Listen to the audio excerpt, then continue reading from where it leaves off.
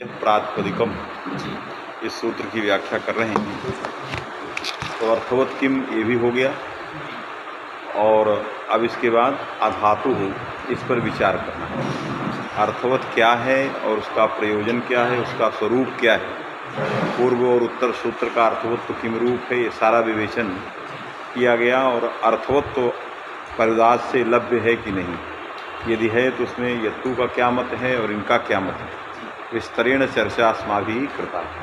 इदानीं चर्चा क्रियते अधातु परिदास विषय, है कि नहीं। तो इन्होंने कहा अधातु यदि ये हटा दें तो क्षति क्या हो। इतना ही अर्थ करें, प्रत्यय भिन्न, प्रत्यांत, तदादि भिन्न अर्थवान जो शब्द है उसकी प्रातिपदिक संज्ञा होती है, यही अर्थ करें और अधातु को वहाँ से हटा दें। यदि अधातु हटा देंगे तो धातु की प्रातिपदिक संज्ञा हो जाएगी।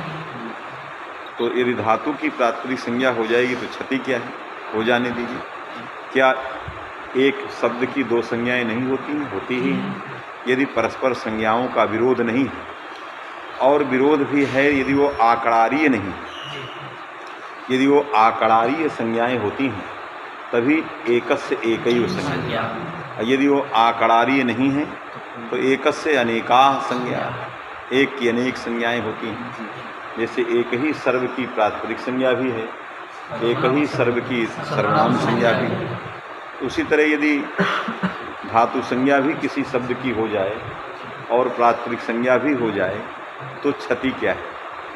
यदि कहें कि धातु संज्ञा हो जाएगी और प्रातिपदिक संज्ञा भी हो जाएगी तो स्वादि उत्पत्ति होने लगेगी धातुओं से भी, है कि नहीं। यदि धातुओं से स्वादि होने लग जाए तो फिर प्रातिपदिक से तो होता ही है और धातुओं से भी होने लग जाए तो धातुओं से आने वाली तिवादि विधि वो निरवकाश हो जाएगी, क्योंकि उसके लिए तो फिर जगह ही नहीं। तो निरवकाश हो करके वो स्वादि को बाधेगा, तो फिर जो है स्वादि उत्पत्ति नहीं होगी। ऐसी स्थिति में जो है अधातु परिदास का धातु की प्रातिपदिक संज्ञा का प्रयोजन क्या है। तो इन्होंने स्वादि उत्पत्ति प्रयोजन नहीं लिखा, हटके लिखा कि अहनिति नलोपो माभो। ऐसा प्रयोजन लिखा कि प्रातिपदिक संज्ञा के बाद उसमें स्वादि होना आवश्यक नहीं है। तो यदि धातु हन की प्रातिपदिक संज्ञा हो गई और लंग लकार में अट का आगम हो गया तो हन में रहने वाला प्रातिपदिकत्व तो अहन में भी चला जाएगा। यदागमास तद्गुणी भूता, हन को उद्देश्य करके होने वाला जो अट है वो हन के ग्रहण से अहन का भी ग्रहण हो जाए, अर्थात हन में रहने वाले जो धर्म हैं वो आगम विशिष्ट अहन में भी आ जाए। तो हन में प्रातिपदिकत्व तो है तो आगम विशिष्ट जो अहन है वो भी प्रातिपदिक होगा। और अपवाद तिवादियों से स्वादि के बाद हो जाने पर तिवादी आएंगे और उन तिवादियों का में से तिप का हलंग्यादि लोप होगा, ये पद भी है। तो पद भी हो गया, प्रातिपदिक भी हो गया। तो प्रातिपदिक संज्ञक पद अहन हो गए तो उसके नकार का लोप होने लगेगा। वो लोप ना हो इसके लिए क्या कहना चाहिए, अधातु कहना चाहिए। जब अधातु कहोगे तो धातु भिन्न की प्रातिपदिक संज्ञा होगी। तो हन धातु है इसलिए उसकी प्रातिपदिक संज्ञा नहीं होगी तो नकार का लोप नहीं होगा, क्योंकि पद के साथ प्रातिपदिक संज्ञक पद चाहिए। तो अहन पद तो है लेकिन प्रातिपदिक संज्ञक नहीं है, क्योंकि हन धातु की जो है प्रातिपदिक संज्ञा हुई नहीं, अधातु के निषेध लग जाने के कारण। आया कि नहीं, इसलिए लिखा अहनिति नलोपो माभू। समझ में बात आई क्या लिख रहे हैं उसको। अधातु इति किम अहन नलोपो माभू, नलोपो माभू माने नकार का लोप ना हो, क्योंकि यथोद्देश्य पक्ष में कोई भी संज्ञा इसका क्या फल होगा ये नहीं देखती है। भविष्यति किंचित फलम इस दृष्टिया हन की प्रातिपदिक संज्ञा हो जाए। यथोद्देश्य पक्ष और कारकाल पक्ष दो प्रकार के पक्ष हैं और दोनों पक्ष व्यवस्थित हैं। व्यवस्थित माने सिद्धांतित हैं, है कि नहीं। किस पक्ष से क्या करना है ये वक्ता की इच्छा, व्याख्याकारों की इच्छा के अनुसार है, लेकिन पक्ष दोनों व्यवस्थित हैं। तो यथोद्देश्य पक्ष व्यवस्थित को लेकर के हन की प्रातिपदिक संज्ञा कर दिया, क्योंकि भविष्यत किंचित अनेन प्रयोजन इदानीं न दृश्यते अपदत्वा। तिवादी आएंगे, लोप होगा, सुसंस्कृत बनेगा, तो उस समय की जो प्रातिपदिक संज्ञा है उसी प्रातिपदिक संज्ञा को लेकर हम काम करेंगे। हन में जो रहने वाली प्रातिपदिक संज्ञा है उसी प्रातिपदिक संज्ञा को जब हमें ज़रूरत होगी हम उसी के अनुसार काम करेंगे। हमें आहन में ज़रूरत है, उस समय उसका कोई प्रयोजन नहीं था, इदानीम प्रयोजनम दर्शक, इसलिए इस समय तदानीम हुई, उस समय जो तदानीम हुआ जो प्रातिपदिकत्व है उसी प्रातिपदिकत्व को लेकर इदानीम कार्य करेंगे, नकार का लोप करेंगे। आया कि इसलिए अहनिति नलोपो माभूत। नलोप इति सुबुत्पत्तिस्तु नोक्ता। अब इन्होंने एक प्रश्न उठाया कि हर जगह शैली में अंतर है। जब अप्रत्यय परिदास की चर्चा कर रहे थे या अर्थवत किम का प्रत्युदाहरण पर विचार कर रहे थे, प्रतिवर्णम माभूत सत्याम स्वादेय स्यु, है कि नहीं? सो सब जगह स्वादेय स्यु की आपत्ति दे रहे थे। प्रत्यय से प्रातिपदिकत्वे स्वादेय स्यु औत्सर्गिकम एक वचनम सात्विक ग्रहणम प्रत्यय परिदासे मानम, ये सब जगह आपने जहाँ जहाँ प्रातिपदिक की आपत्ति दिया, अप्रत्यय किम और अर्थवत किम, जिन जिन जगहों में आपने आपत्ति की सब जगह स्वाद उत्पत्ति की आशंका किया। यहाँ आपका सुर बदल गया, यहाँ जो स्वर था वो आपका परिवर्तन हो। यहाँ आपने ये नहीं कहा कि धातो हो प्रातिपदिकत्वम स्यात्, धातो हो प्रातिपदिकम न स्यात्, सत्याम स्वादेय स्युः, इस तरह नहीं लिखा आपने। जैसे प्रतिवर्णम माभूत सत्याम स्वादेय स्युः, तो यहाँ पर धातो हो न स्यात् सत्याम धातो स्वादेय स्युः, ये शैली है ग्रंथ की। यह शैली यहाँ आपने छोड़ दिया, है कि नहीं? यहाँ आपने सीधे चले गए बहुत दूर, जे नलोपो माभूत, है कि नहीं? अरे जब प्रातिपदिक संज्ञा का फल स्वाद उत्पत्ति था और जिस संख्या कारक को लेकर के तिवादी आते हैं उसी संख्या कारक को लेकर स्वादी भी आ सकते हैं। ऐसा नहीं कि हन में कारकत्व और संख्या की प्रतीति नहीं, हना धातु में संख्या कारकत्व जो है प्रतीयमान है कि नहीं? क्योंकि स्वार्थ द्रव्य संख्या और कारक धात्वर्थ भी होते हैं, तिवादी द्योतक होते हैं। तो जैसे तिवादी स्वार्थ द्रव्य संख्या कारक को लेकर के आते हैं उसी तरह संख्या कारक को लेकर के स्वादी भी प्राप्त हैं। तो आपने स्वादी न कह के, स्वाद उत्पत्ति न कह कर, सीधे आपने जो प्रथम दोष था उसको न कहकर, है कि नहीं, जो सद्य प्रस्फुटित दोष है उस दोष को न कह करके आप कहाँ चले गए? नलोपो माभूत, बहुत दूर जा कर के दोष दिया जी। तो क्यों नहीं स्वाद उत्पत्तिस्तु नोक्ता, स्वाद उत्पत्ति आपने नहीं कहा, क्यों नहीं कहा? क्या लिख रहे हैं? भुवादयो धातवः इत्यस्य लविधौ तिवादि विधौ च उपस्थिते निरवकाशतया। स्वादी तिवादी जो हैं, क्या लिख रहे हैं कि भूवादयो इत्यस्य लविधौ तिवादि विधौ, भूवादयो धातवः इत्यस्य सूत्रस्य लविधौ मने लट विधाय के सूत्रे वर्तमाने लट इत्यादिषु, तिवादि विधौ मने तिप्तजी इत्यादि सूत्रेषु उपस्थिते, है कि नहीं? भूवादयो इत्यस्य उपस्थिते निरवकाशत्वा, कहा भूवादि यह सूत्र जिस तिवादि विधि में जाएगा, जिस स्थानीय बताने वाले लड़ादि विधियों में जाएगा, यद्यपि प्रथमोपस्थितत्वात् लड़ादि ही कहना चाहिए, तिवादी की आवश्यकता नहीं थी क्योंकि स्थानीय प्रथमोपस्थित है, आदेश पश्चात है, इसलिए लविधौ से ही काम चल जाता। तिवादी विधि पुनः पुष्ट पोषण के लिए वस्तुतः आवश्यक नहीं। तो यदि लविधि अथवा इन्होंने कहा तिवादी विधि, लकार स्थानिक जो तिवादी आते हैं, इनमें उपस्थित कौन है? भूवादयो धातु। ये जो भूवादयो धातु इन सूत्रों में उपस्थित है, तो इन सूत्रों से विहित जो लाविधि है और तिवादी विधि है वो निरवकाश है। कैसे निरवकाश है? केवल सामान्यतया तिवादी विधि निरवकाश नहीं है। जैसे पुत्रीय है, पुत्रम आत्मनः इच्छति पुत्रीयति, पुत्रीयति में तिवादी चरितार्थ है, वहाँ स्वादी नहीं प्राप्त। ऐसा नहीं कर सकते कि जहाँ जहाँ धातु हैं सब जगह प्रातिपदिक है। यदि आप अधातु परिदास नहीं रखोगे तो जहाँ जहाँ धातु संज्ञा होगी सब जगह यदि प्रातिपदिक संज्ञा होने लग जाए तो धातु संज्ञा निरवकाश हो जाएगी, निरवकाश हो जाए। और निरवकाश हो करके ये धातु संज्ञा प्रातिपदिक संज्ञा को रोक सकती थी, लेकिन ऐसी स्थिति नहीं है। क्यों? पुत्रीय इत्यादि जो शब्द है, चित्रीय इत्यादि जो शब्द हैं, ये सब धातु हैं लेकिन प्रातिपदिक नहीं है। क्यों प्रातिपदिक नहीं है? प्रत्यांत होने के कारण। पुत्रीय ये प्रत्यांत तदादि है, इसलिए इनकी प्रातिपदिक संज्ञा अर्थवत धातु और प्रत्यय प्रातिपदिकम से नहीं होती। तो प्रातिपदिक के अभाव स्थल में तिवादी विधि और धातु के चरितार्थ हो जाने से यह तिवादी और धातु उद्देश्यक तिवादी स्वादि विधि का अपवाद नहीं हो सकता। क्यों? उसके अप्राप्य स्थल में तिवादी धातु संज्ञोद्देश्यक लकार स्थानिक तिवादी चरितार्थ हैं, पुत्री इत्यादि को। इसलिए परत्वात् जब कोई, जहाँ पर ये नहीं है, रामादि शब्दों में जहाँ धातु संज्ञोद्देश्यक लकार स्थानिक तिवादी नहीं प्राप्त हैं, वहाँ वृक्षादि रामादि शब्दों में स्वादि चरितार्थ हैं। इसलिए दोनों के अन्यत्र लब्धावकाश हो जाने पर तिवादी और स्वादि दोनों प्राप्त हो जाएंगे। जब दोनों प्राप्त हो जाएंगे तो विप्रसेधे परत्वात् तिवादी ही होंगे। परत्वात् क्या होंगे? परत्वात् स्वादि। परत्व किस में? स्वादि में है।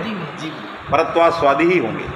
तो जब परत्वात् तिवादी में अपवाद इस तिवादी फिर बाधा, वो तो अलग है, अपवाद की चर्चा है। परत किस में है? तो परत्वात् स्वादि में। तो परत्वात् स्वादयः सु इत्येव वक्तव्यम कथम न लोको मा भूत इत्युक्तम। पहले पक्ष समझिए। तो तिवादी और स्वादि दोनों अन्यत्र लब्धावकाश, पुत्रीय में धातु संज्ञोद्देश्यक लडाद्यस्थानिक तिवादी चरितार्थ, रामादि में प्रातिपदिकोद्देश्यक स्वादि चरितार्थ है कि नहीं, और हन में दोनों प्राप्त। जब अधातु पर उदास नहीं करते तो हन में स्वादि तिवादी तत्तद उद्देश्यक स्वादि तिवादी दोनों प्राप्त है। अतः विप्रसेधे परम कार्य परत्वात् स्वादय स्युः, परत्वात् स्वादि को होना चाहिए। तो सुबाद उत्पत्ति ही आपको कहना चाहिए। न लोको माभूत एतत् पर्यंतानुधावनम किमर्थम इति सर्वम मनसि कृत्य इदानीम अपवादत्वम विचारयति, है कि नहीं? क्यों? परत्व की अपेक्षा अपवादत्व पर चला गया, क्योंकि परत्वात् सुवादी ही कहना चाहिए। तब कहा कि नहीं, तिवादी निरवकाश। तो निरवकाश कैसे हो जाए? निरवकाश भी नहीं होंगे। क्यों? वो चरितार्थ हैं। कहाँ? पुत्रीय में। जहाँ पर प्रातिपदिकोद्देश्यक स्वादि नहीं प्राप्त हैं वहाँ चरितार्थ हैं, इसलिए निरवकाश की कथा ही नहीं। तो कैसे लिख दिया ग्रंथ में? भूवा अपवाद भी तिवाद भी अपवाद इस तिवाद भी बाधा, है कि नहीं? है एक वाक्यतापन। क्या एक वाक्यतापन? लड़ादी जो विधि है तो क्या होगा? वहाँ पे भुआदो जो धातु है उससे जो धातु है उसकी एक वाक्यतापन। तो भुआदो धातु है कि तो धातु संज्ञा सब जगह हो रही है, हन में भी हो रही है। वहाँ नहीं होगी ना। कहाँ? इससे तो क्या नहीं, क्या क्या भुआदो धातु, भुआदो धातु तो जहाँ जहाँ तिवादी प्राप्त हो सब जगह जाएगा। अरे जो इस संज्ञा को मान के होंगे सब जगह जाए। पुत्रियत में धातु संज्ञा उद्देश्यक तिवादी, धातु से कोई लेना नहीं, तिवादी प्राप्त हैं। किसी भी धातु को लेकर के तिवादी, ये एतद धातु से मतलब नहीं है। तिवादी प्राप्त और स्वादि प्राप्त। स्वादि और तिवादियों का विचार करें। तिवादी स्वादि के अतिरिक्त स्थल में यदि चरितार्थ हैं तो वो बाधक नहीं हो सकते, है कि नहीं? तो स्वादि के प्राप्ति के अतिरिक्त स्थल में तिवादी चरितार्थ है तो बाधक कैसे होंगे? अपवाद कैसे, है कि नहीं? क्या कह रहे हो इसमें? कि एक वाक्य तपन जो लड़ादी है ये तिवादी है। ये तिवादी एक वाक्य क्या बनेगा? क्या एक वाक्य क्या कहना चाह रहे हो? क्या एक वाक्यतापन्न है? तो क्या एक, कहाँ एक वाक्यतापन्न? धातु संज्ञा कैसे? वो तो धातु है, पुत्री धातु है, सनातन था, उससे क्या लेना देना? वहाँ तिवादी प्राप्त है। ये धातु और प्रातिपदिक का बाध्यबाधक भाव थोड़ी कह रहा है, वो तो स्वादि और तिवादी का कह रहा है। ये जो सनातनता धातु से जो धातु संज्ञा होती है वहाँ पे फिर वह बाद में तिप प्रत्यय होता है, तो वो सनातनता धातु को मान करके तिवादी प्रत्यय होते हैं। पुत्रीय इत्यादि जो हन इत्यादि है, यहाँ पे भुआदो धातु से धातु संज्ञा होकर के फिर तिवादी होती है। एतद वाक भुआदयो धातु इत्यादि एतद वाक एक वाक्यतापन जो तिवादी होंगे वो वहाँ पे निरवकाश रहेंगे। पुत्रीयत इत्यादि। तो क्या कह रहा है?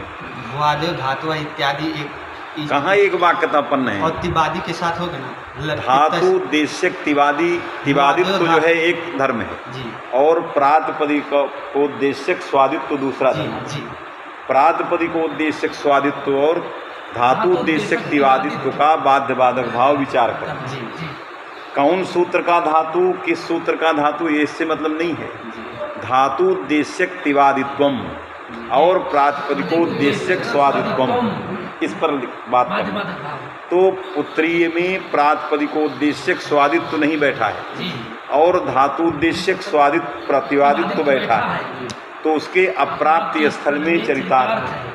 चरितार्थ है, इसलिए उसका उसके साथ बाध्य बाधक भाव नहीं हो सकता है कि नहीं। इसलिए क्या कहना चाहिए? स्वादि उत्पत्ति ही परत्वात् कहना चाहिए, न लोपो माभूत। क्या कहा? अब क्या उत्तर क्या देना चाहते हो? लेकिन जो सनातनता धातु से इति धातु संज्ञा उद्देश्यक जो तिवादी है वो पुत्रियति में चरितार्थ है, कोई दिक्कत नहीं। लेकिन जब भुआदेव धातु इति संज्ञा उद्देश्यक जो तिवादी हैं वहाँ पे चरितार्थ नहीं है, वो निरवकाश रहेंगे। तो वो अगर जो वहाँ पे भी हन में ही होगा, भुआदि उद्देश्यक जो तिवादी हो हन में होंगे, तो वहाँ पे सुवादी हो जाएंगे। तो भुआदि संज्ञा भुआदेव धातु इत्येतत् सूत्रकृत संज्ञा उद्देश्यक जो तिवादी वो निरवकाश रहेंगे, तो निरवकाश तो अपवाद। क्या कह रहा, समझे क्या कहा? हमने थोड़ा समझा। ये कह रहा है कि मैं इसको बता दूं जो लिखा है उसमें पहले, जो ग्रंथकार कह रहा है वो क्या कह रहा है। ग्रंथकार ये कहना चाह रहा है कि संज्ञा सूत्र जो है विधि सूत्र के उपकारक होते हैं, विध्युपकारक होते हैं। इसलिए प्रत्येक विधि शास्त्र में संज्ञा सूत्र की उपस्थिति होती है। तो जब तक वो संज्ञा सूत्र उपस्थित नहीं होता तब तक वो विधि शास्त्र का उपकार नहीं होता। तो चूंकि तिवादी जो हैं धातु को उद्देश्य करके आते हैं, इसलिए वो धातु क्या है इस बात को बताने के लिए दो दो संज्ञा सूत्र जाएंगे। बात समझे कि नहीं? जो ग्रंथ कहना चाह रहा है कि जब आप तिप्तसजी सूत्र की व्याख्या करोगे कि एते तिवादयः भवन्ति, तो कस्मात् भवन्ति? धातु भवन्ति। तो धातुत्वम नाम किम? तो जितने धातुत्व को बताने वाले संज्ञा सूत्र होंगे सब उपस्थित होंगे। जैसे वृद्धिरेच में कहते हो का वृद्धि ही, तो वृद्धिरादेच उपस्थित होता है, ये वृद्धि है कि नहीं। तो धातो हो एते तिवादयः या धातो हो एते लड़ादयः, पूर्वोपस्थित लड़ादी हैं, इसलिए लड़ादी ही लिखना चाहिए। तिवादी पर्यंतानुधावन करने की आवश्यकता नहीं है। लेकिन तिपः आदि ही जस्य असौ तिवादी, तिप का जो आदि, तो तिप का आदि कौन है? लड़ादी है, इसलिए वो उसका तात्पर्य भी उसी में है, लड़ादी में। तो जो ये लड़ादी विधियां हैं या तिवादी विधियां हैं, इनमें धातु हो ये अवधित्वेन बैठा है और इस धातु का स्वरूप क्या है उसके लिए संज्ञा सूत्र बताएगा। तो सनाद्यंता धातुवा भी जाएगा और भूवादयो धातुवा भी जाएगा। इसलिए इसमें लिखा भूवादयो इत्यस्य, यहाँ जो पंक्ति लिखा भूवादयः इत्यस्य, इसका अन्वय उपस्थिति में भूवादयः इत्यस्य उपस्थितत्वात्। चूँकि धातुत्व का परिज्ञान कराने के लिए तिवादी विधि सूत्रों में भूवादयो धातुवा की उपस्थिति है, तो सनातनता की भी उपस्थिति है, दोनों उपस्थित हैं।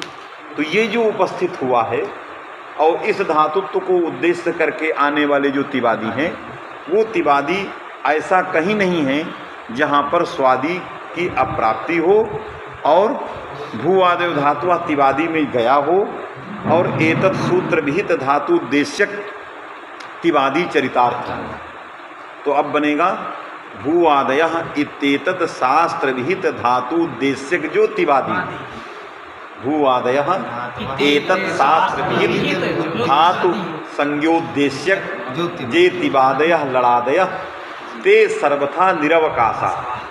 क्योंकि अधातु नहीं रखोगे तो जितने भवादिगण पठितान पूर्वी सदृशान पूर्वी मत जितने हैं सब प्रातिपदिक हो जाएंगे, है कि नहीं।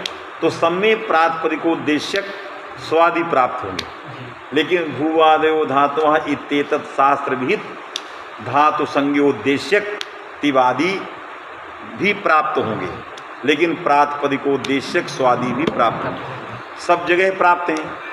उत्तरीय में भूवादयः इत्येतत् शास्त्र विहित धातु संज्ञोद्देश्यक तिवादी नहीं प्राप्त हैं।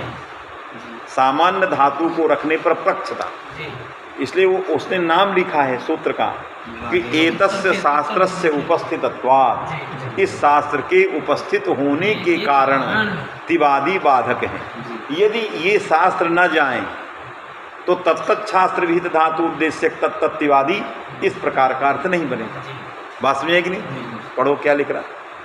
भुवादयो इत्यस्य लविधौ तिवादि विधौ च लगा उपस्थितिः भूवादयो इत्यस्य लविधौ तिवादि विधौ उपस्थितत्वात्, भूवादयः इत्याकारक सूत्र लविधि में उपस्थित हैं और तिवादि विधि में उपस्थित है। अर्थात भूवादयः एतत् शास्त्र विहित धातु संज्ञोद्देश्यक जो लादी और तिवादी हैं वो सर्वत्र प्राप्त हैं जहाँ प्रातिपदिकोद्देश्यक स्वादि प्राप्त हैं। आया, इसलिए ये सर्वथा निरवकाश है। निरवकाश माने बाधक है, इसलिए तिवादियों से अथवा लादियों से स्वादि का बाध हो जाएगा, अपवादत्वाद। जब बाध हो जाएगा तो स्वादि नहीं प्राप्त है।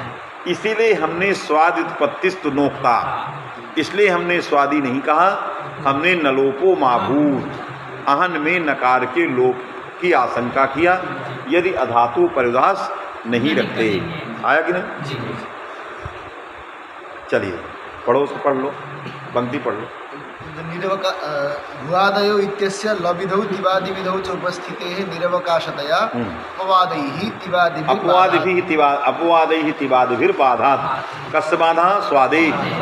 स्वादि का प्रातिपदिकोद्देश्यक, सामान्य प्रातिपदिकोद्देश्यक जो स्वादि हैं उनका भूवादयो धातु एतत् शास्त्र विहित धातु उद्देश्यक जो तिवादी हैं उनके द्वारा बाध हो जाएगा, है कि नहीं? क्योंकि धातुत्व परिज्ञान के लिए सकल सूत्र का उपस्थिति होगी, जितने धातु बनाने, क्योंकि प्रातिपदिक तो एक ही है, यही है, अधातु वाला ये प्रादिया तो वो है।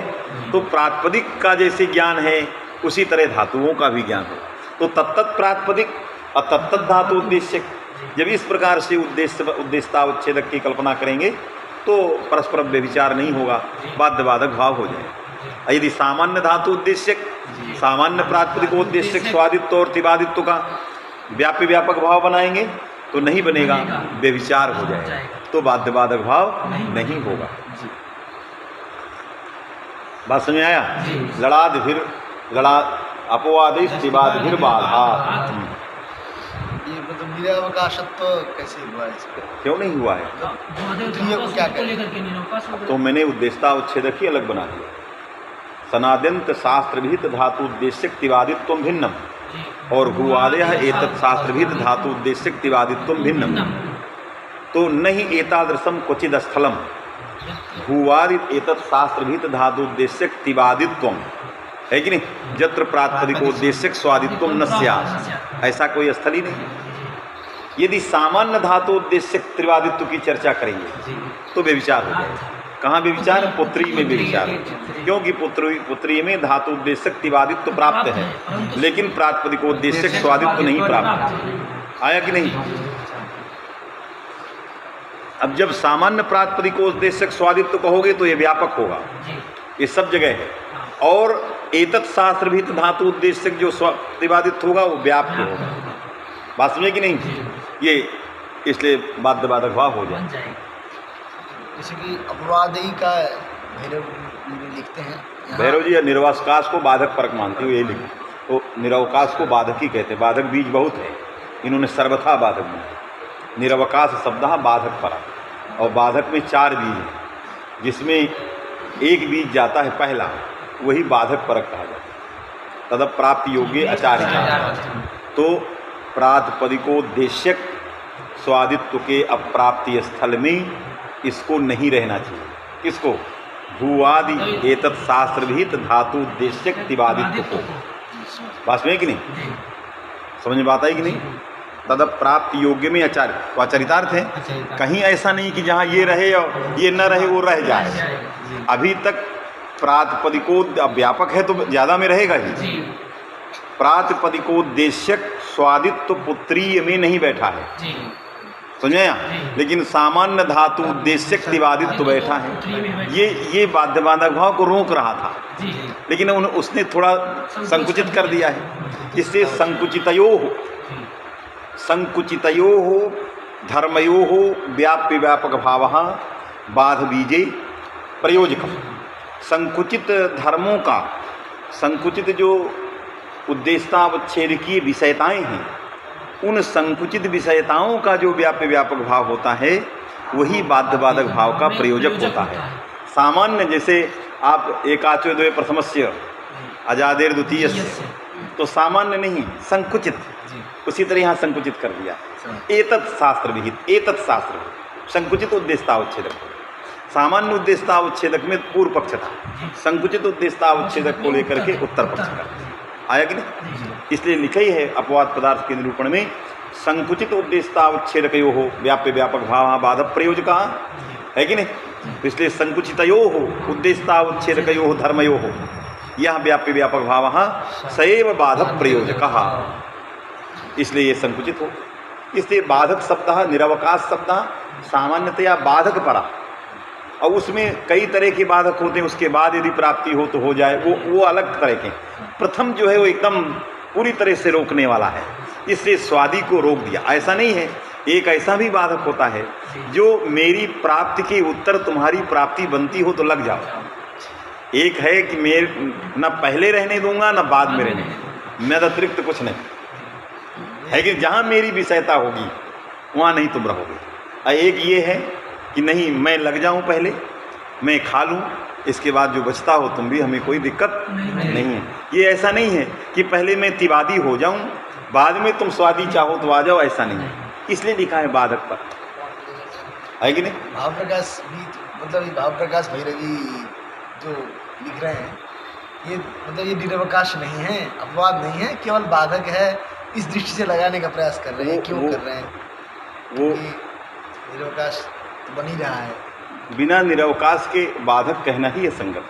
ये बिना प्रकाशकार तो कहते हैं कि बाधात मैंने प्राग जातत्वात्, क्योंकि न तो ये नहीं थी न्याय विषय तथा प्राप्ति योग्य चारितार्थ्यादि भाव। ये सामान्य लिख रहा है, ये पूर्व पक्ष है।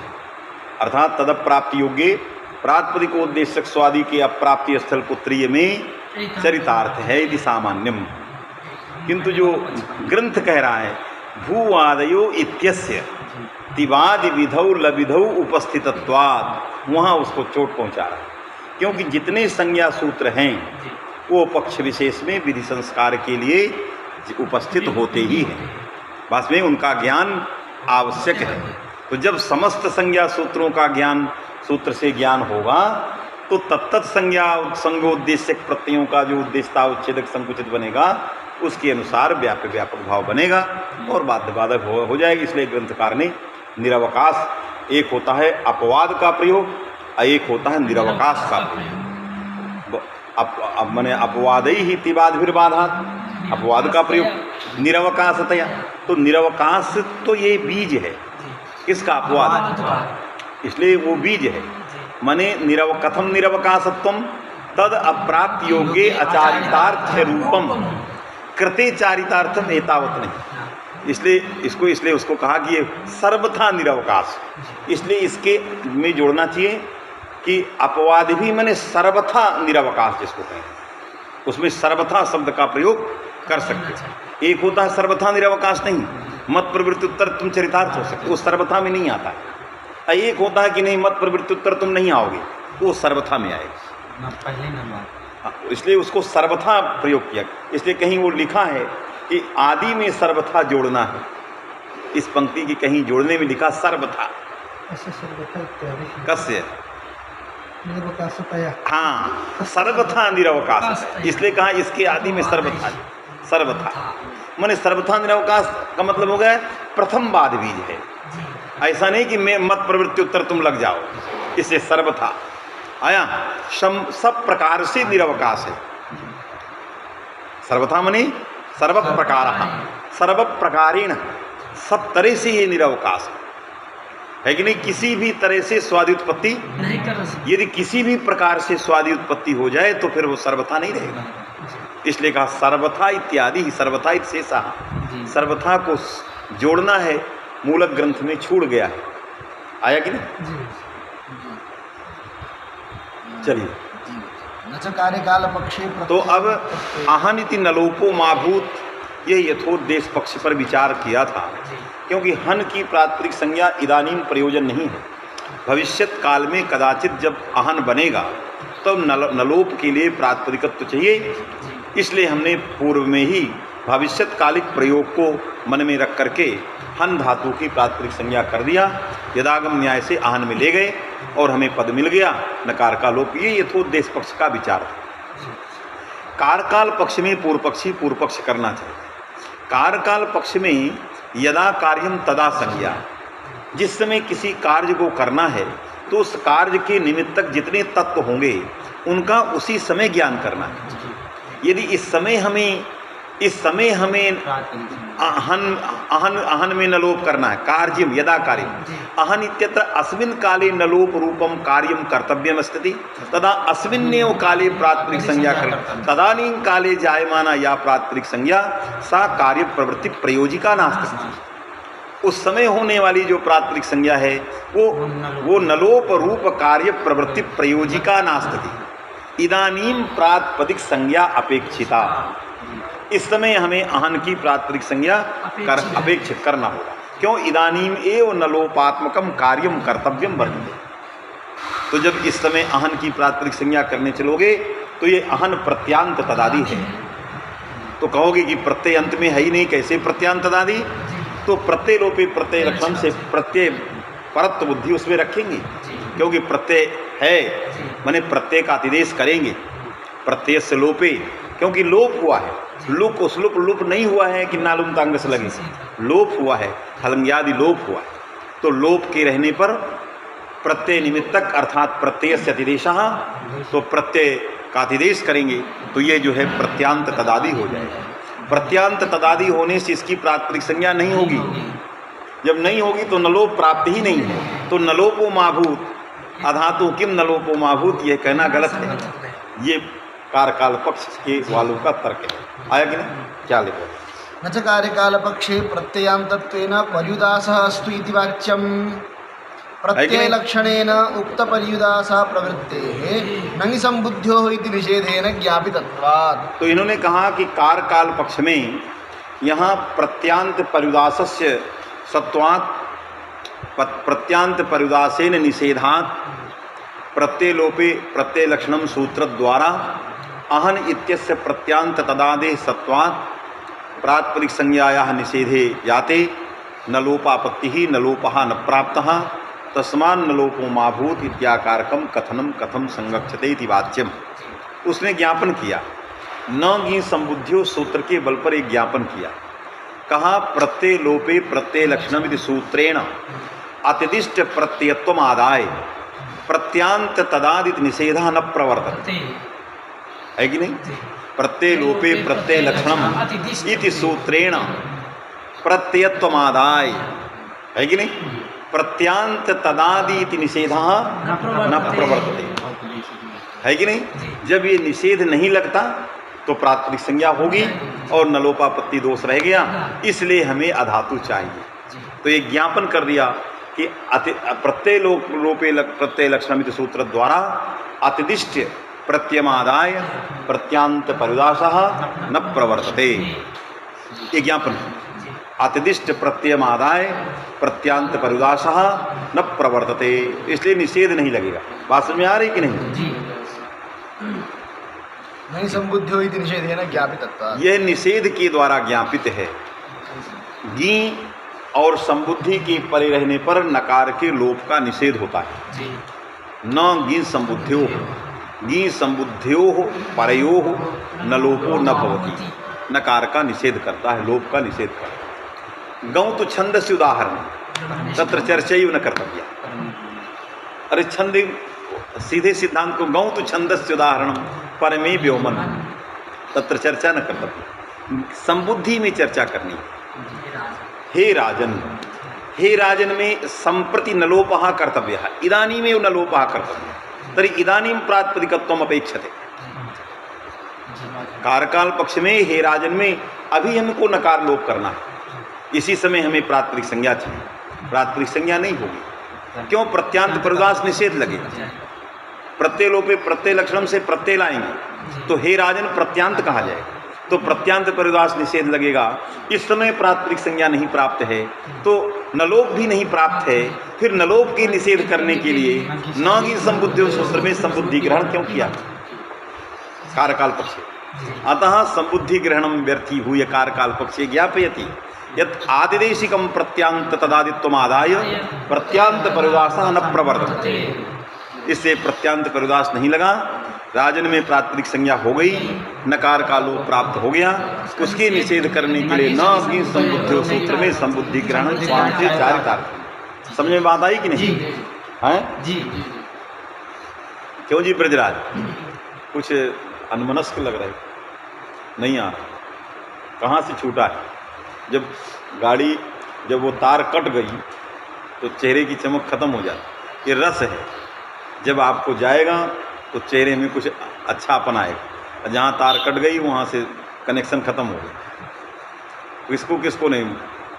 करुण कृष्ण तो भजन में लगे हुए हैं। तुम्हें आया है बेटा? ये बीच में जो विद्यार्थी बैठा है वैष्णवा आ गया? नहीं, सही से बोलो। आए? नहीं आया। कहाँ से छूटा है? कहाँ तक आया, कहाँ से छूटा है? नहीं आएगा तो हम बहुत आगे निकल जाएंगे, फिर हम आगे बहुत चले जाएंगे। और जब इस सूत्र को हम जैसे ही हम पार करेंगे और अगले तट में जाएंगे तो उससे भी गहरा मिलना शुरू होगा, फिर और जाएंगे तो और गहरा मिलना, गहराई बढ़ती जाएगी। कहाँ से छूटा है? आज इसके पहले आया न च से, बताओ न च से जो लिखा है इसको क्या समझे? नचकार काल पक्ष, इसको बताओ। यदि इसको बताओगे तो ना की संबुद्धि आ जाएगी।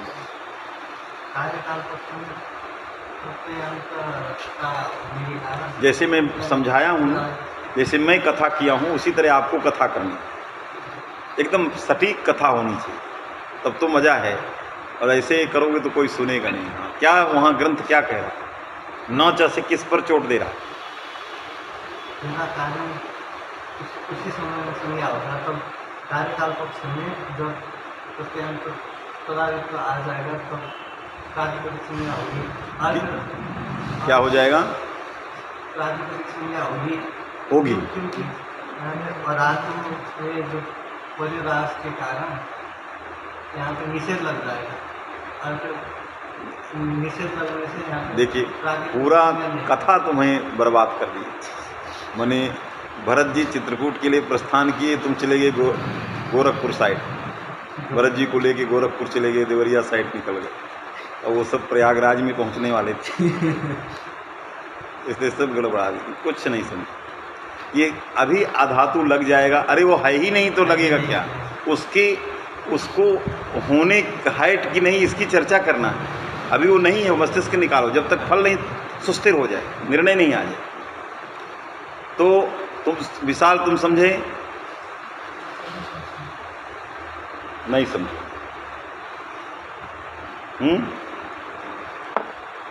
ब्रजराज, हे राजन नहीं, मैं ना च से बताना है तुम्हें।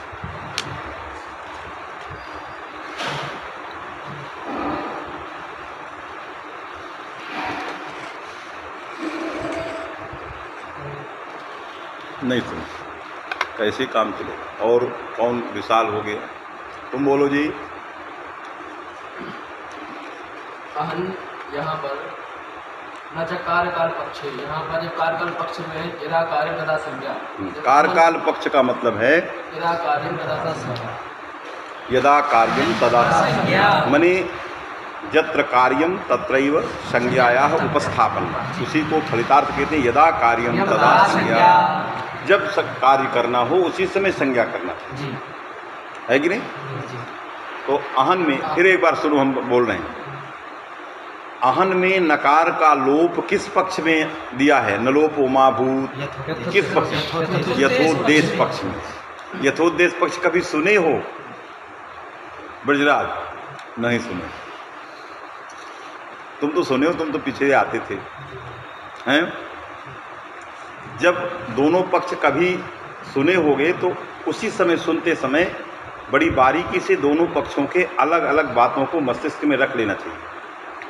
पढ़ते और पढ़ाते समय कुछ ऐसी बातें होती हैं जो निकल जाती हैं, वो कब काम आएगी इसका पता नहीं, इसलिए बहुत बारीकी से उसको रखना चाहिए। तो पहले ये रखने की आदत बनाई। हम भी पढ़ते थे, हम लोगों में से बहुत लोग थे, कुछ लोग आप ही की तरह थे। हम लोगों के मस्तिष्क में था कि ये बहुत अच्छी बात है, इसकी ज़रूरत बहुत पड़ेगी। तो अभी सुन एकदम एकाग्र वहाँ सुनते थे, कोई टोका टाकी नहीं होती थी, और वहाँ से तुरंत आने के बाद कोई काम नहीं किया जाता था, क्योंकि इसकी बहुत ज़रूरत है। तो एकांत में बैठ के कागज़ पर लेके लिखना शुरू करते थे, उसको लिखना। और लिखने में बहुत सारी बातें आती कि भाई इसमें गुरुजी ने क्या कहा, वो लिखना उसको। तो लिख करके उसको रख दिया जाता। फिर पाठ लगाते समय कुछ हुआ तो उसको देखा जाए, वो तत्काल का है। तो ये पहले धारण करने की क्षमता होनी चाहिए कि कौन चीज़ किस समय रख लेना है जो भविष्य में दोबारा काम आएगी, और ना भी मिले तो हमें वो जानकारी रहे। हमने प्रौढ़ मनोरमा का पूरा कारक लिख डाया था पढ़ते समय, पाठ नहीं लगाते थे, पढ़ के आने के बाद पहले लिखना शुरू करते। अब समझ लो कि एक दिन के पाठ में कितना लिखना पड़ता रहा होगा। अरे पाठ तो उसका विशद लिखना है ना, तो वो पूरा लिख दिया, पूरी जितना पाठ हुआ सब लिख डाला। और उससे ये भलाई हुई, बहुत पाठ अच्छा लगा। और कभी संदेह हो तो फिर उसको देखते थे, जो लिखे थे तत्काल का था, उसमें कोई गड़बड़ी हो तब पूछा जाता था कि भाई यहाँ ये गड़बड़ी, समझे कि नहीं। तब जो है वो पाठ बैठते हैं। अब ऐसे आप लोग छोड़ देंगे तो आगे हम बहुत निकल जाएंगे, तो कोई मतलब नहीं रह जाएगा। पढ़ाने का औचित्य 2-4 नहीं होना चाहिए, पढ़ाने का औचित्य कम से कम यदि 15 है तो उसमें जो है 10 के आसपास निकलना चाहिए। 5 तो सरपड़ी के बच्चे की तरह छिटक छुटक गए, वो अलग बात हो गई। तो यथोद्देश पक्ष मने भविष्यत किंचित अनेन प्रयोजनम इस रीति से किसी कार्य को करना, बस इतना ही धारण किए रहना। क्या है वो अलग बात है, पहले इतना कि यथोद्देश पक्ष भी इसका प्रयोजन भविष्य में होगा, इस अभिप्राय से काम कर देना। तो अधातु परार्थ नहीं रखते हो तो हन की प्रातिपदिक संज्ञा करनी है, इसका प्रयोजन क्या है ये अभी कुछ पता नहीं होगा। प्रयोजन इस दृष्टि से उसको प्रातिपदिक कर दिया गया। अब उसमें अड़ागम हो गया, विभक्ति आ गई, फिर विभक्ति चली गई, अब इस समय काम आ गया। इस समय किसकी ज़रूरत पड़ गई? प्रातिपदिक की ज़रूरत। किस काम के लिए? नलोप के लिए, क्योंकि नलोप प्रातिपदिकांत में प्रातिपदिक रखा है, प्रातिपदिक संज्ञक पद उस तदंत नलोप, बात में कि नहीं। तो अब इस समय अहन में अहन पद तो है लेकिन प्रातिपदिक है कि नहीं, अब इस समय जरूरत पड़ गई। हमने पहले रख लिया है, क्या रख लिया है? क्या रख लिया है हमने? प्रातिपदिक रख लिया है, उसी समय हमने कर लिया था, भविष्य में कोई काम आएगा, है कि नहीं। जैसे घरों के कृषक लोग गेहूं चावल दाल रख लेते हैं कि अभी नहीं बेचना, भविष्य में काम आएगा। अकाल पड़ गया, काम आ गया, नहीं तो जून में सब बेच दिया, अब आगे जुलाई में बारिश नहीं हुई, भूखों मर जाएंगे। इसलिए वो बेचते नहीं, जल्दी रखते हैं, जब पूरी बारिश देख लेते हैं। भविष्यत किंचित अनेन प्रयोग, इसी से रख लेते। जब पूरी बारिश बरसात की देख लेते हैं, अपनी फसल को खड़ी देख लेते हैं, तब उसका कुछ अंश निकालते हैं कि अब इससे ये काम आएगा, इसको निकालो। और यदि हमारे जैसे हो तो जून में सब बेच के चला हुए, इसके बाद भोगे फिर यदा कार्यम ढूंढता रहे। अब जो वहाँ किसान यदा कार्यम वाले हैं वो ढूंढ रहे हैं, इसलिए होशियारी सी। तो इस समय अब हमने प्रातिपदिक संज्ञा हन की रख लिया था, अहन में नहीं है, वो हन में है, तो उसके लिए यदागम परिभाषा है। हन वृत्ति प्रातिपदिकत्व तो कहाँ गया? अहन में।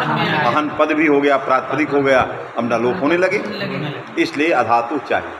अन्नाचा से जो उठाया प्रश्न वो कारकाल पक्ष में उठाया।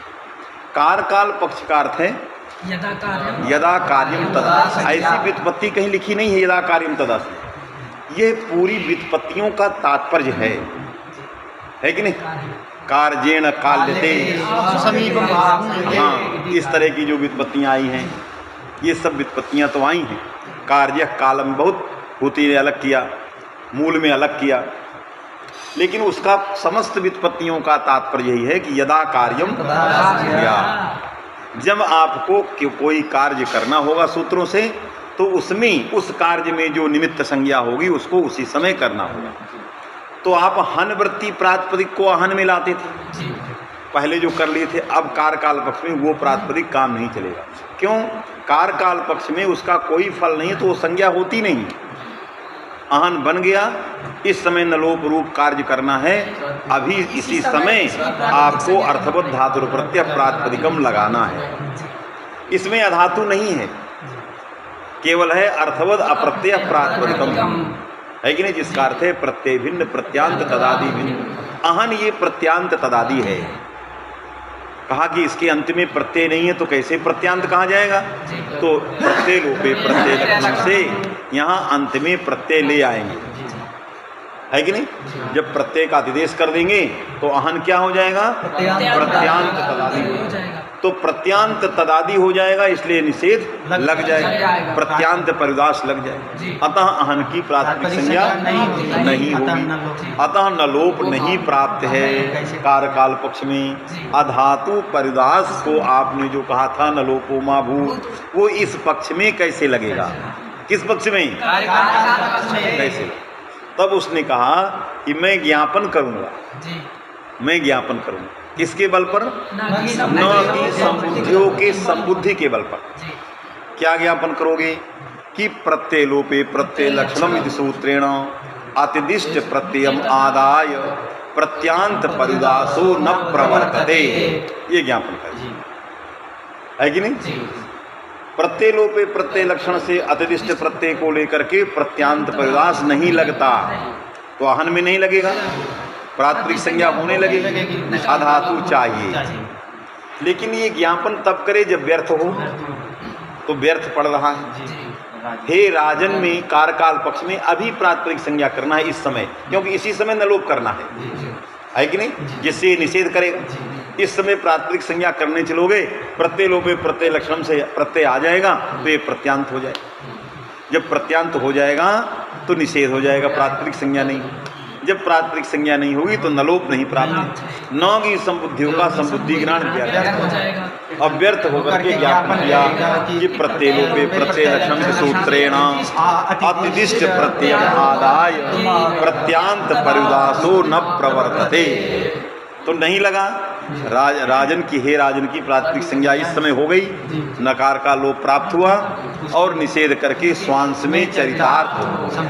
तो ज्ञापनम तदेव परम यत् स्वांसे चारितार्थ्यम फलम अन्यत्। ज्ञापनम विज्ञाप्य स्वांसे चारितार्थ्यम फलम, तो ज्ञापन भी कर दिया, स्वांश में चरितार्थ भी हो गया। अब अन्यत फल क्या है? तो कहा राजा इत्यत्र नलोपः यथा स्यात् तदर्थम। फल क्या बना? अन्यत राजा, राजा की प्रातिपदिक नकार का लोप हो गया, यही ज्ञापन का अन्यत्र फल बन गया। प्रत्यांत परिदासो न प्रवर्तते, ये ज्ञापित किया, राजन में नलोप निषेध करके स्वांश में चरितार्थ हुआ, फलम अन्यत्र कहाँ बना? राजा, क्योंकि राजान बन गया। जब क्या बन गया? शुका हलंग्यादि लोप हो गए। अब राजान में इसी समय नकार का लोप करना, तो इसी समय प्रातिपदिक संज्ञा चाहिए। जब करनी पड़ेगी तो प्रत्यांत परिदास लग जाएगा, तो प्रातिपदिक संज्ञा होगी नहीं, राजान में नकार का लोप नहीं। या जब ये ज्ञापन कर देगा कि प्रत्यांत परिदासो न प्रवर्तते, तो प्रातिपदिक संज्ञा हो जाएगी, तो नकार का लोप होकर राजा बन गया, तो फलम अन्यत्र भी बन गया। आया? तो स्वान से चारितार्थ भी हो गया, फलम अन्यत्र भी हो गया, अहन में वचन सिद्धि हो गई, अहन में नकार का लोप प्राप्त है, अतः अधातु परिदास भी इस पक्ष में आवश्यक हो गई। आया कि नहीं? यहाँ तक बात बैठ गई। चलो हाँ, जो हानि को मान करके हमने प्रत्यय किया था, और प्रत्ययनिष्ठ विधेयता निरूपित आश्रयता वाला जो हन है उसमें तो आद्य वैवता नहीं है, अट में है, किसमें? आकार में है ना, मतलब अन्न में है, तो यदागम लगा करके करेंगे कैसे? प्रत्यय अहन से नहीं आया है, हन से आया है, हन से आया, वही तो धातु से आया है। तो जिससे आया लेकिन है, हन और अहन में कोई अंतर नहीं है, क्योंकि यदागम इसीलिए है कि जो चीज़ हन में रहेगी वो अहन में भी रहेगी, जो चीज़ आगमी में रहता है वो सारे धर्म आगम विशिष्ट में भी रहेगी। इसलिए आगम समभिव्यारे आगम विशिष्ट से ही अर्थवान, आगम विशिष्ट अहन ही अर्थवान। तो हन को उद्देश्य करके आने वाला ती, उस तीनिष्ठ विधेयता निरूपित जो उद्देश्य तास बैठी हन में है, उसका आद्यवयो अट है। क्यों? टित्वेन, और वो कहो उद्देश्य नहीं है, लेकिन यदि हन उद्देश्य है तो अहन भी उद्देश्य है कि नहीं? तो तिपनिष्ठ विधेयता निरूपित उद्देश्यता किस में गई? अहन में गई। अब उसमें आद्यवयता है ही, उस समुदाय का वो आद्यवय। आहन ती, इस समुदाय का आद्यवय कौन हुआ? अहन। अरे उद्देश्यता का आश्रय वही आद्यवय होना चाहिए। तो उद्देश्यता अहन में गई, उद्देश्यता आश्रय अहन, और उसी में आज समुदाय की आद्यवयता बैठी। अतन निरूपकत्व चला गया, समुदाय आहन ती में चला गया। समझ में आएगी? इसलिए लक्षण चला जाएगा नक्षति ही। चलो, अन्यथा कथम राजा इत्यादो नलोपस्यात्, राजा इत्यादो कथम नलोपस्यात्, ये फल बन गया किसका? ज्ञापन का। आगे हाँ, नीचे लिखा है कार्यकाल पक्षे इति। सदरत्न है जी। अच्छा, क्योंकि नच से जो प्रश्न उठाया मूल कार ने, वो कारकाल पक्ष में उठाया आया, इसलिए नच माने कारकाल पक्षे ये उठाया। हाँ, न च यथोद्देशेऽपि प्रत्ययान्तत्वस्य भावित्वेन अकृतव्यूह परिभाषया फलाभावेन च संज्ञाया अप्रवृत्तिरिति वाच्यम्। कहाँ हमने तो कारकाल पक्ष में खंडन कर रहे थे कि अहन में नकार का लोप नहीं प्राप्त है। क्यों? प्रातिपदिक संज्ञा का अभाव।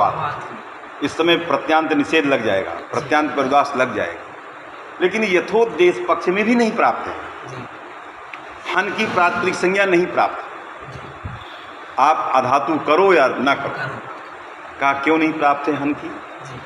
कहा इसलिए कि प्रातिपदिक संज्ञा का जो निमित्त है, जिस कारण से प्रातिपदिक संज्ञा होने जा रही है, वो निमित्त नंक्षमाण है, भविष्य में नष्ट हो जाएगा। तो तत्निमित्तक प्रातिपदिक संज्ञा पहले से ही नहीं होगी, तो हन की होगी नहीं, अधातु व्यर्थ है। कारकाल पक्ष में तो व्यर्थ ही है, यथोद्देश पक्ष में भी व्यर्थ है। बात समझ रहे कि नहीं?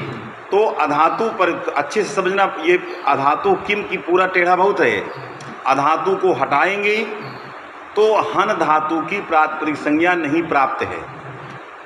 प्रातिपदिक संज्ञा करने का कारण निमित्त क्या है?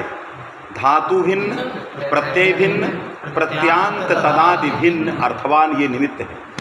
प्रत्यांत तदादि भिन्नत्व जो यह निमित्त है, ये हन में आगे नंक्षमाण है। जैसे ती आएगा ये प्रत्यांत हो जाएगा।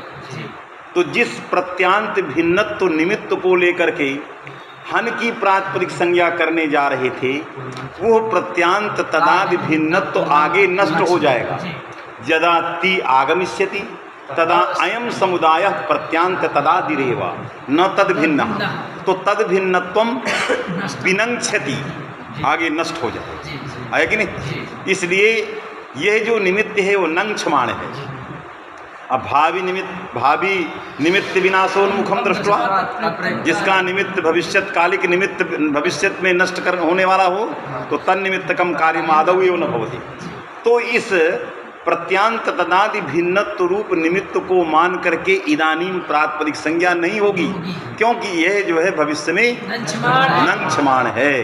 तो भावी निमित्त विनाशोन्मुख जो कार्य है उसको देख करके वो कार्य नहीं होता, इसलिए प्रातिपदिक संज्ञा नहीं होगा, क्योंकि इसका निमित्त तन्निमित्तकम कार्यम प्रागेव न भवति। इसलिए हन की प्रातिपदिक संज्ञा नहीं होगी। यथोद्देश पक्ष में अधातु व्यर्थ है, न लोप प्राप्ति नहीं। कथम उच्चतम उत्तम यथोद्देश्य पक्षे न लोपो माभूत। समझ में बात आ गई? यही पहले पढ़ो उसको क्या लिख रहा है। प्रत्यांतत्वस्य भावित्वेन लगा? जी। प्रत्यांतत्व जो है, ये प्रत्यांतत्व माने प्रत्यांत तथा, ये भावी है। हन के बाद जैसे ती आएगा तो इसमें प्रत्यांतत्व आ जाएगा। और अभी क्या बैठा है? प्रत्यांत भिन्नत्व। और यही निमित्त है, और ये निमित्त नष्ट हो जाएगा। इसलिए प्रत्यांतत्व से भावित्वेन अकृतव्यूह परिभाषया फलाभावेन त संज्ञाया परिभाषया, अकृत व्यूह परिभाषा के कारण हन की प्रातिपदिक संज्ञा नहीं प्राप्त है। एक दूसरा वो तो हेतु फलाभावेन। अरे हन की प्रातिपदिक संज्ञा का इदानीम नास्ति किमपि फलम तस्मात् न भविष्यति या संज्ञा सा फलवती। इसलिए फलाभावात् और यत् अकृतव्यूह परिभाषया च हन की प्रातिपदिक संज्ञा नहीं होगी। वाच्यम अकृतव्यूह परिभाषायाः अनित्यत्वात् असत्वात्। तो उत्तर दिया कि अकृतव्यूह परिभाषा अनित्य है, पहला उत्तर। अनित्यत्वात् यहाँ नहीं लगी तो हन की प्रातिपदिक संज्ञा होगी। दूसरा उत्तर परिभाषा असत्व। प्राचीनों के मत में ये परिभाषा है, अकृतव्यूहा पाणिनिया, ये परिभाषा प्राचीन वैयाकरण मानते हैं लेकिन अनित्य मानते हैं। और नव्य वैयाकरण नागी सब प्रवृत्ति मानते ही नहीं। कहते हैं नहीं क्वचित कंठरवेण इयम परिभाषा भाष्यकृता उक्ता। कभी अपने कंठरव से भाष्यकार ने कहा ही नहीं। जितने कार्य हैं अकृतव्यूहा के वो सब असिद्धम बहिरंगम अंतरंगे से ही कर लेते हैं, ऐसा अर्थ कर देते हैं जिससे कि वो सारे कार्य संपन्न हो जाते हैं और कहते हैं ये परिभाषा। इसीलिए भाष्यकार ने कंठरव से कहीं नहीं कहा है कि नहीं। तो नव्यानाम मते असत्वात् प्राचीनानाम मते अनित्यत्वात् हन इत्यादौ प्रातिपदिक संज्ञा प्राप्ता तदर्थम अधातु परिभाषा आवश्यकः। भविष्यति किंचित फलम इति अभिसंधि मात्र। दूसरा आपने कहा फलाभावेन, दूसरा वो हेतु दिया फलाभावेन न प्रातिपदिक। तो यथोद्देश्य पक्ष में फल नहीं खोजा जाता है कि नहीं। इसलिए क्योंकि यथोद्देश्य पक्ष का ऐसा स्वभाव है कि भविष्यत किंचित अनेन प्रयोजनम है कि नहीं। इसी दृष्टि से कार्य किया जाता है, वही लिख रहा है। भविष्यति किंचित फलम इति अभिसंधि मात्र। केवल अभिसंधि मात्र, केवल इतना ही ज्ञान रहना चाहिए। अभिसंधि मात्र में ज्ञान इतना रहना। भविष्यत किंचित प्रयोजन, आज नहीं कल काम आएगा। इस अभिसंधि मात्र ज्ञान मात्र से जो काम है वो कर देता हूँ। आया कि नहीं। तत्र पक्षे संज्ञायाः प्रवृत्तेः, तत्र माने यथोद्देश्य पक्षे भविष्यत् किंचित प्रयोजनमिति अभिसंधि मात्रेण संज्ञायाः प्रातिपदिक संज्ञायाः प्रवृत्तेः प्रगृह्य संज्ञा प्रकरणे कैयटेन उक्तत्वात् इति कैयटेन उक्तम कि कैयट ने कहा भविष्यत् किंचित अनेन प्रयोजनमिति अभिसंधि मात्रेण प्रवृत्तायाः प्रातिपदिक संज्ञायाः वारणाय अधातुः परिभाषा आवश्यक। हन में जो प्रवृत्त प्रातिपदिक है भविष्यत किंचित प्रयोजन को लेकर के उस प्रातिपदिक को रोकने के लिए हमें क्या चाहिए? अधातु परिभाष चाहिए, अन्यथा प्रातिपदिक को लेकर के न लोप होने लगेगा। यथोद्देश्य पक्ष में आवश्यक हो गया। यथोद्देश्य पक्षेण पर्युदा से लक्ष्य सिद्धेः। यथोद्देश्य पक्षे, यथोद्देश्य पक्ष में अधातु परिदास का फल अहन इति नलोपो माभूत साफ साफ बन रहा है। फिर न च दूसरे पक्ष से कारकाल पक्ष से दोषोद्भावन निरर्थकम। क्यों? व्यवस्थितयोः पक्षयोः एकेन पक्षेण लक्ष्य सिद्धिश्चेत पक्षांतरम आदाय दोषदानस्य अनुचितत्वात्। दो सिद्धांतित पक्ष हैं, उनमें एक पक्ष से यदि लक्ष्य सिद्धि हो रही है, फल बन रहा है, तो आप पक्षांतर से पूर्व पक्ष नहीं कर सकते। तो नच से आप जो पूर्व पक्ष कर रहे असंगत, ठीक नहीं है वो, क्योंकि अहनिति नलोपो माभूत ये हमने यथोद्देश्य पक्ष से उसका फल प्रदर्शन कर दिया। अब उसको आप काटने के लिए कारकाल पक्ष ले रहे हैं, पास में कि नहीं। इसलिए ये लिखा है यथोद्देश्य पक्षेण पर्युदा से लक्ष्य सिद्धेः यथोद्देश्य समाधाने अत्र निर्दले। हाँ, यथोद्देश्य पक्षेण अत्र लक्ष्य सिद्धेः अहन इत्यत्र अधातु परिदास का साफल्य सिद्ध हो गया तो फिर नच से कारकाल पक्ष में शंका करना, फिर गी संबुद्धि से ज्ञापन करना, इससे शंका समाधाने दोनों निर्दले, ये दोनों दलविहीन तत्वहीन है कि नहीं, निस्सार, कोई मतलब न पूर्व पक्ष का है, लेकिन कर दिया है तो उसी अनुसार से ज्ञापन भी करने चले, फल भी अन्यत्र बता दिए, उसी हिसाब से मूल में विचार। इन्होंने कहा मेरी दृष्टि से सब कुछ ठीक नहीं हुआ, इन्होंने अपनी दृष्टि बताया कि मूल कार्य ने जो नच से उठाया, संबुद्धि का ज्ञापन दिया, वो सब निर्दल, उसकी जरूरत नहीं। व्यवस्थितयोः पक्षयोः अन्यतरेण लक्ष्ये सिद्धे पक्षांतरेण शंकापि उचिता इति इत्यर्थस्य प्रगृह्य संज्ञाकरणे भाष्ये लगा मने व्यवस्थितयोः पक्षयोः सतोः अन्यतरेण पक्षेण लक्ष्य सिद्धिश्चेत पक्षांतरमाश्रित्य दोषदानस्य अनुचितत्वात् इति कय्यतेन उक्तम, लगा कि नहीं, ये सब कहा गया। अतः पक्षांतर को लेकर के आप दोष नहीं दे सकते। अतः न च इति शब्देन पूर्वपक्षा संबुद्धि शब्देन ज्ञापन रूपम यदुत्तरम तत्सर्वथा निर्दलम, है कि नहीं। इति कश्चित कश्चिदिति में सब भैरवी लिखते हैं, अत्र अरुचि बीजंतु यथोद्देश पक्षे यद्यपि उक्तरीत्या निर्वाहः तथापि पक्षांतरे संबुद्धि पदस्य उक्तार्थ ज्ञापन परत्वं भाष्यकृदुक्तम अनुपपन्नमेव इति। भाष्यकार ने ज्ञापन किया है, इसलिए कहा कश्चित में जो कश्चित है उसके ऊपर लिख रहा है, कश्चित कह दिया इसमें अरुचि है, क्योंकि भाष्यकार ने संबुद्धि का ज्ञापन किया, वो ज्ञापन कश्चित पक्ष में वो हो जाएगा, असंगत होगा, इसीलिए उन्होंने कहा ये किसी का ऐसा अभिप्राय है।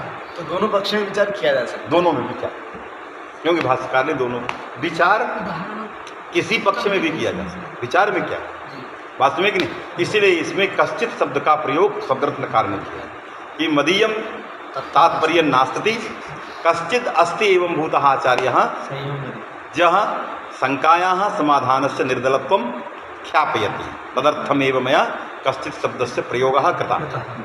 अवत्रा उत्तरोत्तराचार्यों ने कहा अत्र अरुचि ही तत्र बीजम भाष्यासंगति, इसमें अरुचि है क्योंकि भाष्य संगत हो आया। अलम चलिए।